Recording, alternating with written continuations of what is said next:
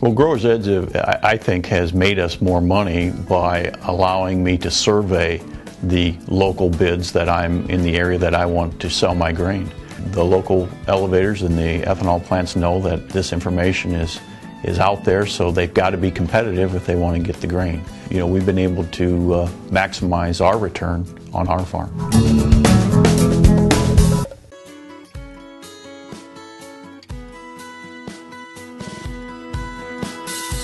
Good afternoon, welcome to GrainTV. My name is Cody Bills, this is Kevin McNew. Today is Tuesday the 10th and we had a WASDE report out this morning. But before we get to that, let's turn over to the grain hedge trading platform and see where we closed off the day.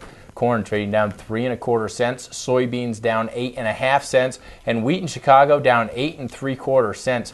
Now, Kevin, following this report, what was very interesting is it seemed like some of these numbers would, at face value, be bullish here. We had some reactions to the upside immediately following the report. Soybeans traded up to as high as 9.86 on the day, finished off at 9.70 here.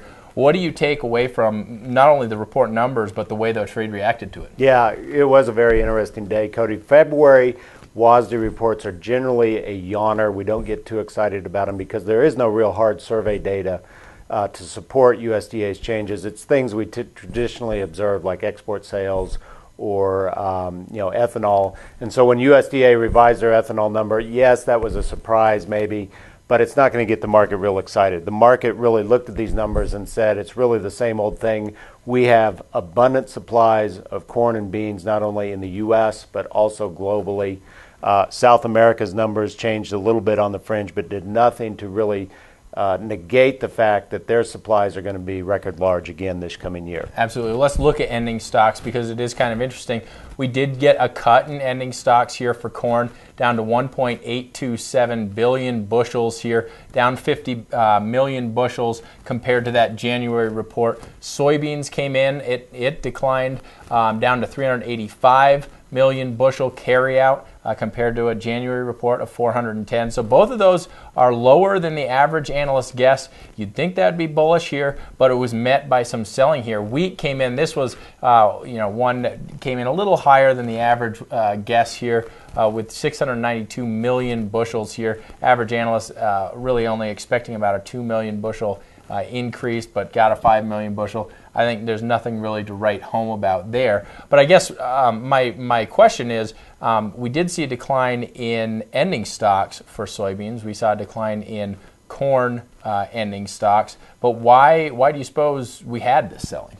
Well, again, Cody, I think the market is focusing on the fact that we're past the U.S. production season. Now we have a really good grip on the South American production season.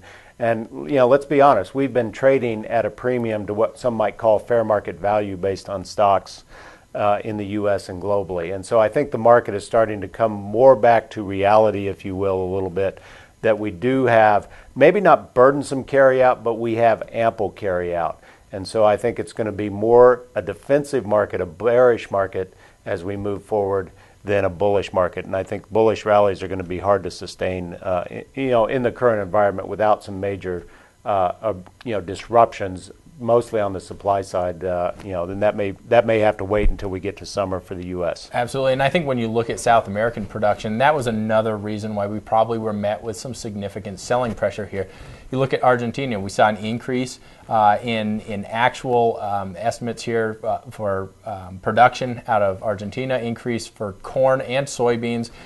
Brazil, you look at that, and corn production there unchanged from the January report, but when you look at soybeans, it was down only 1 million metric tons. I think the way traders, digested these numbers here is that yes, we were following soybeans in Brazil in particular. The northern region had a very, very dry January raining season. And so what we saw was definitely crop disruption. We saw crop losses up there. But the problem is that when you look at it now, is only 1 million metric tons. It was completely negated by an increase in Argentina soybean production. And I think some traders may say, well, the USDA may be waiting. They may be waiting until next month after more harvest data has come in. We've only really started ramping up harvest. But I think that even after that, even if we do get a revision slightly lower here in soybean production out of Brazil by 1 million metric tons or so, we still have a significant crop that we're trying to deal with. We're still going to have to be very competitive with them on the global market, and I think that was seen as a relatively bearish overall influence here on soybean prices today. Right, and Cody, I think if I'm a producer right now, I really got to start looking at my marketing options fairly seriously. I think there's probably a lot of people who are still sitting on old crop that's unpriced, and especially a lot of them that are not looking very seriously at new crop situations. And I know farmers are looking at their cost of production and saying, I'm hovering right around that now, or maybe I'm even a little below water. And what should I do? And you got to be mindful of the fact that the market doesn't care where your cost of production is. It's going to look at basically where the global balance sheets are. And I think there's still a lot more pain that can be coming, in the coming 6 months, and especially as we get into the U.S. growing season, without any sort of major hiccups.